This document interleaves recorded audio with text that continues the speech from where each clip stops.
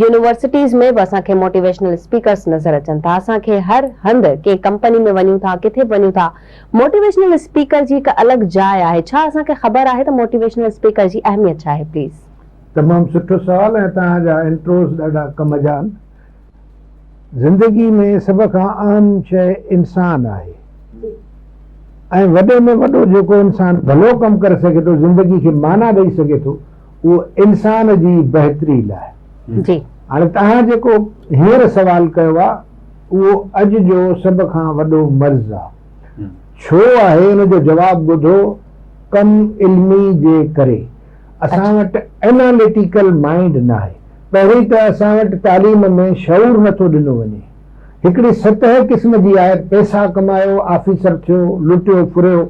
पाकिस्तान जी mentality अजीब आहे। करण जे लाइक़ु छा आहे हिन ते को सोचे ई नथो, गौर फिक्र करे ई नथो। इल्म जो हासिल मक़सदु छा?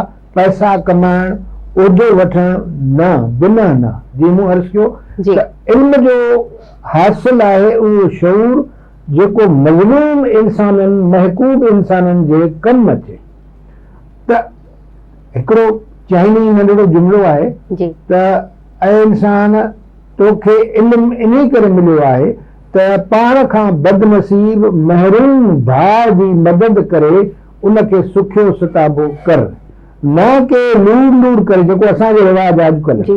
रुगो चमचागिरी, अॻियां पोयां वञणु, ऑफिसर शाही सां मिलणु, इहो इल्मु न आहे, इहे अदीब न आहिनि।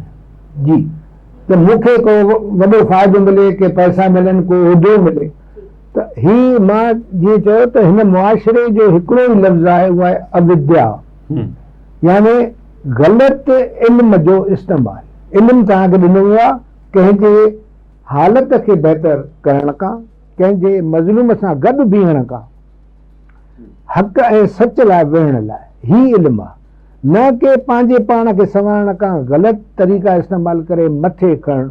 ऐं असां ॿारनि खे बि इहो सेखारियूं था। बदनसीबी आहे, मां गुज़िरियल प्रोग्राम में बि चई हुउमि त कॾहिं असां पंहिंजे ॿारनि खे सेखारींदासीं त अच सुठो इंसान थी बाबा, इंसान थी, न ऑफिसर थी।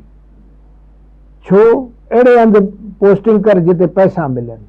हाणे ही असांजो शऊर ई एतिरो आहे त ॿारनि खां बि इहो सेखारींदासीं त ज़िंदगी जी माना अचो। हाणे अॼु जी दुनिया जेका सोशल मीडिया जी दुनिया आहे 100%, मूंखे अफ़सोस लॻंदो आहे तमामु वॾा ॾाहा सॾाईंदड़ अदीब आलिम उहे अहिड़ियूं हरकतूं कंदा आहिनि त जीअं असांजा व्यूज़ असांखे ॾाढा मिलनि।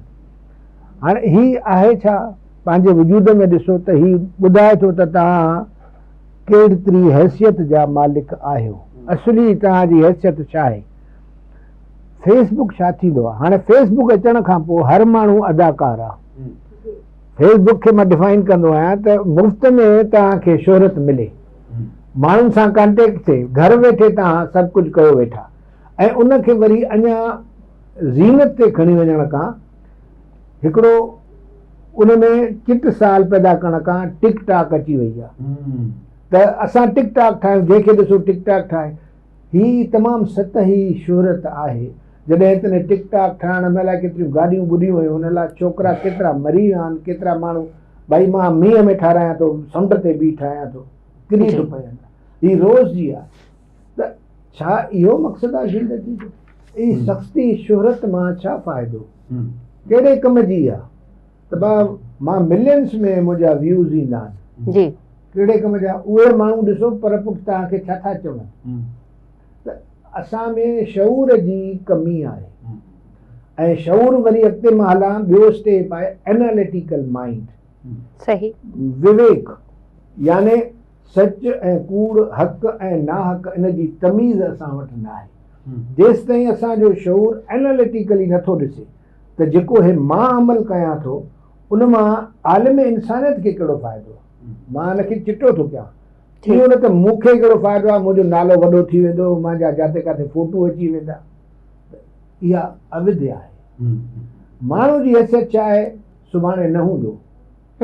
त न हुजण खां अवल तव्हां उहो कुझु कयो जेको तव्हांजे न हुजण खां पोइ तव्हांजे हुजण जो सबूत हुजे। जीअं वाह वाह असां ॾींदा आहियूं त जी। अरबे करोड़े माण्हू पिया आहिनि अमीर तरीन ऐं हेॾां जेके ख़ाली हथे दरवेश पिया आहिनि या सोशल वर्कर, हाणे ईदी आहे फाओ आहे जंहिंजे नाले ते तव्हांजी हॉस्पिटल आहे, त इहे माण्हू छो ज़िंदा रहनि था जेके कॾो को छॾे विया।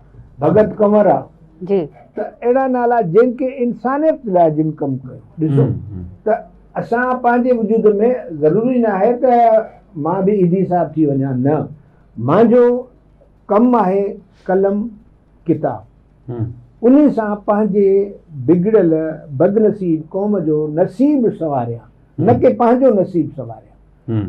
सो चवण जो मतिलबु इहो आहे त असांखे पंहिंजे हयातीअ खे हिकिड़ी माना ॾियणु घुरिजे, उन लाइ सोचिजे, उन लाइ एनालिटिकल माइंड जेसिताईं न पैदा कंदासीं तालीम जो को मक़सदु न आहे।